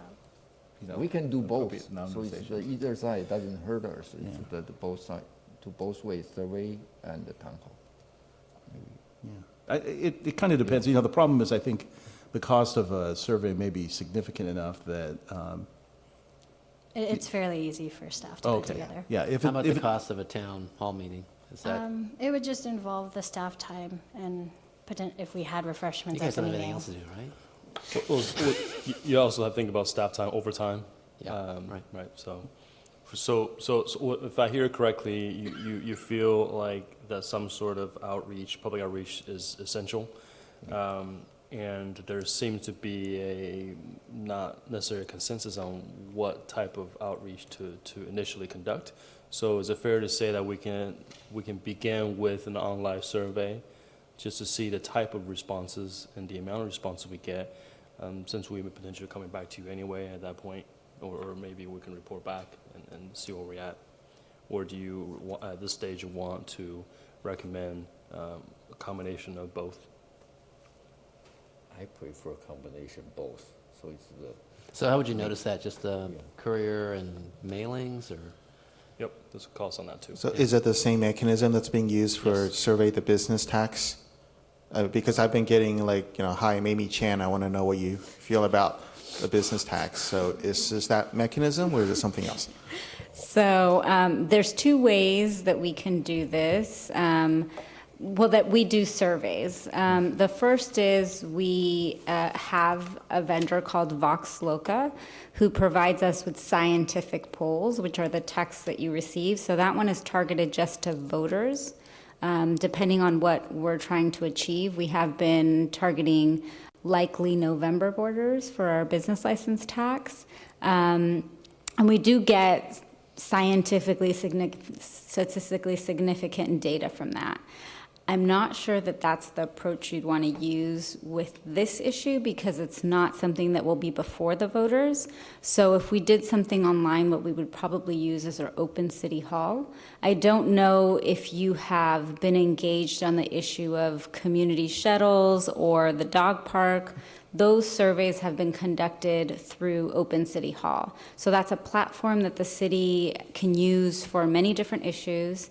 And the only problem is that it's self-selected. So it's not, because it's self-selected, it's not a scientific poll, but it still gives them some good feedback about people that are interested in the topic. And so I think for this particular issue, that open city hall would be ideal because you get the people that actually either have an Airbnb or have a problem with Airbnbs in their neighborhood or are just really engaged on this particular issue. And I think that's the most important feedback for you. Do you have a sense on any particular issue on Open City Hall? How many responses do we get? From what I've seen, we've gotten up to 500 responses. I think on the issue of the city shuttle, we got quite a bit of responses. We did actually do with the business license tax, we did two polls. One that was a scientific poll, and we did something on Open Town Hall, and even that got over 130 responses Was there within a correlation week. between those two results? Just curious. Was there correlation between those two results? Somewhat. They're a little skewed because I think the people who are motivated to speak for this issue of business license tax are maybe different than our general voting population. So I generally think the Open City Hall model is pretty good. If there's an opportunity to reach out to people who are operating Airbnbs, and, you know, so that they can have an opportunity to register their input, I think that would be good. I think it probably would be nice if there was a little more information. You know, I did the shuttle one and felt it wasn't really that clear to me what it was that I was providing input about. So I think any people who are operating Airbnbs are probably aware that there's consideration here about regulations. And then there's one element where Airbnb or the Open City Hall is only somewhat anonymous. And so I think it's difficult because you want to encourage people to speak up about this, but they don't want to be, identifying themselves as, And they don't have to on the platform, so there's Yeah. a few ways to participate on the platform. You can be a registered user or an unregistered user. Right. And if you're unregistered, you don't have to put any information. If you are registered, you still have the choice of whether your name shows up or does not show up Right. publicly.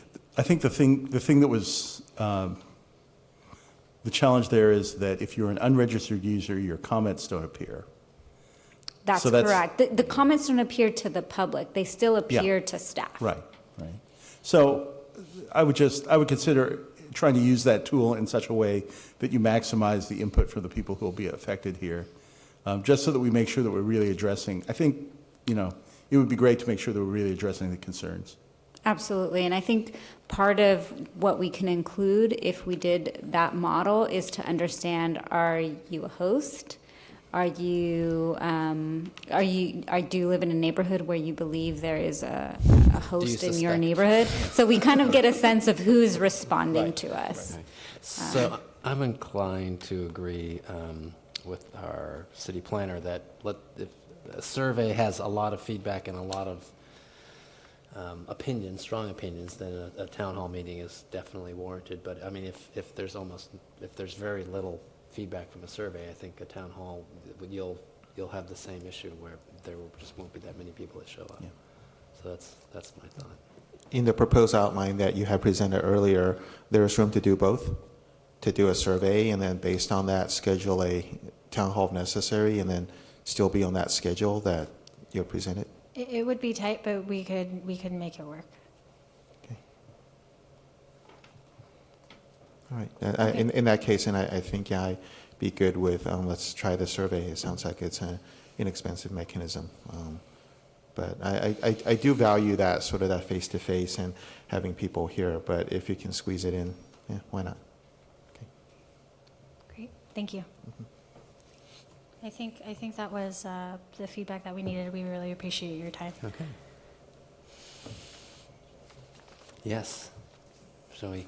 You want to go grab our sequester? Actually, so just to make sure, I think in the earlier discussion, we did talk about, I think there's an area here where the area of unhosted, unhosted stays probably needs to get fleshed out more so that people understand what's really being considered here. Are we entertaining unhosted stays?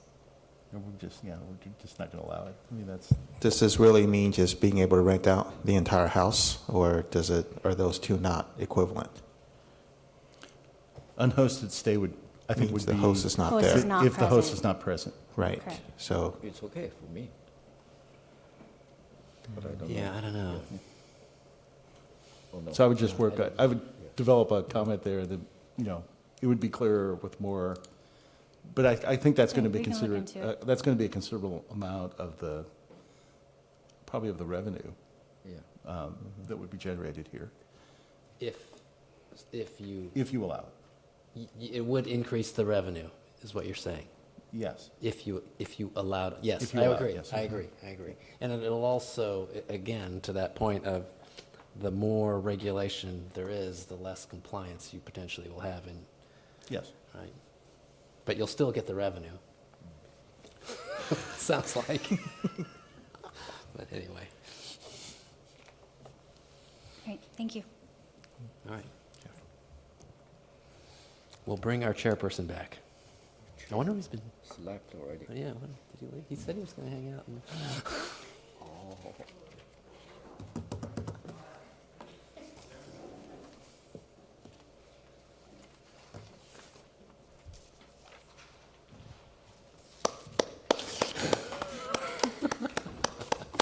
Welcome back, Jeff.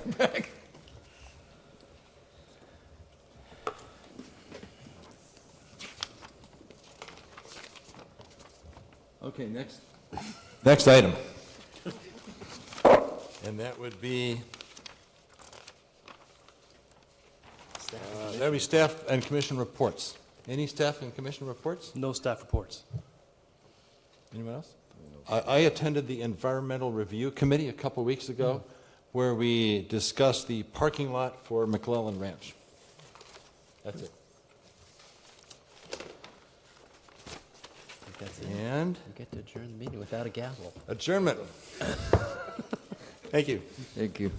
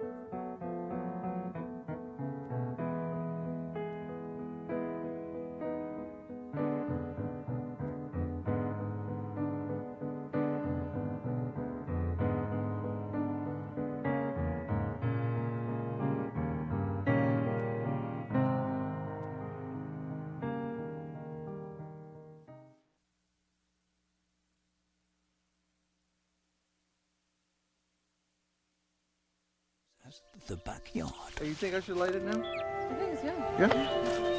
Oh dear, someone is about to burn a pile of debris that's too tall, which can start a wildfire.